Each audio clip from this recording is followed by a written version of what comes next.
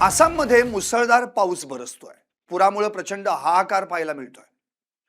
सराई देव, गोलाघाट, जोरहाट, नागाव आणि शिवसागर या जिल्ह्यांमध्ये 5,24,700हून अधिक नागरिक बाधित झालेत. गेल्या 24 तासांमध्ये सराई देव जिल्ह्यात पाण्यात बुडून 2 जणांचा मृत्यू झालाय. आता हा मृतांचा आकडा वाढून 68 वर गेलाय. सराई देव जिल्ह्याला पुराचा सर्वाधिक फटका बसलाय. तेथील 1,90,000 नागरिक बाधित झालेत. याशिवाय शिवसागरमध्ये 1.5 लाखांहून जास्त, तर जोरहाटमध्ये 1,40,000 नागरिकांना पुराचा फटका बसलाय. सध्या राज्यातील 763 गावं पुराच्या पाण्याखाली गेली आहेत, तर 48,742.9 हेक्टरहून अधिक शेत जमिनीचं नुकसान झालंय. अनेक जिल्ह्यांमध्ये रस्ते, पूल आणि इतर सार्वजनिक पायाभूत सुविधांचं मोठं नुकसान झाल्याचं आसाम राज्य आपत्ती व्यवस्थापन प्राधिकरणानं स्पष्ट केलंय. या व्यतिरिक्त नुमालीगड येथे धनसिरी नदी अजूनही धोक्याच्या पातळीवरून वाहतीये. या भीषण पुरामुळे संपूर्ण आसाममधील 88,240 प्राणी आणि कुक्कुटपालनाला मोठा फटका बसलाय. पण आसाममध्ये एवढा पूर का आला, तर गेल्या काही आठवड्यांमध्ये आसाम आणि त्याच्या शेजारील राज्यांमध्ये ढगफुटी सदृश मुसळधार पाऊस झाला. या प्रचंड पावसामुळे डोंगरावरून वाहून आलेलं पाणी थेट आसामच्या सखल भागात घुसलं. सलग कोसळणाऱ्या या पावसामुळे राज्यातील नद्यांना एकाच वेळी पूर आला आणि परिस्थिती नियंत्रणाबाहेर गेली.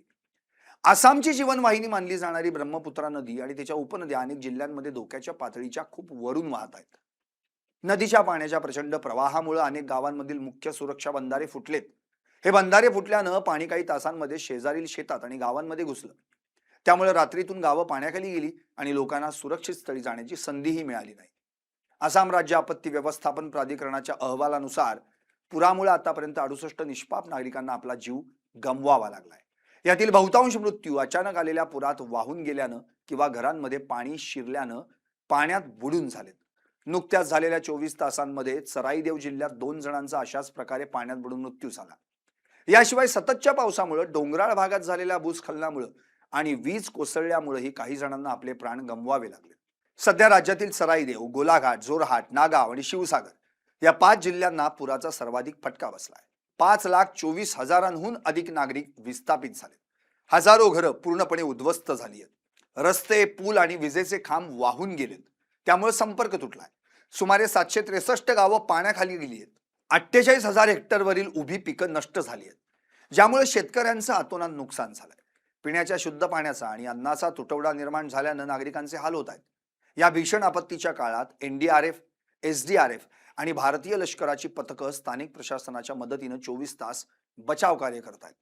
बोटींच्या साहाय्यानं अडकलेल्या लोकांना सुरक्षित ठिकाणी हलवलं जात आहे. प्रशासनानं प्रभावित भागात 100हून अधिक मदत छावण्या आणि साहित्य वितरण केंद्र सुरू केली आहेत, जिथं सुमारे 40,000पेक्षा जास्त नागरिकांनी आश्रय घेतलाय. पूरग्रस्तांना वैद्यकीय मदत, औषधं आणि अन्नधान्य पुरवण्याचं काम युद्ध पातळीवर सुरू आहे. Bureau report, LS Marathi.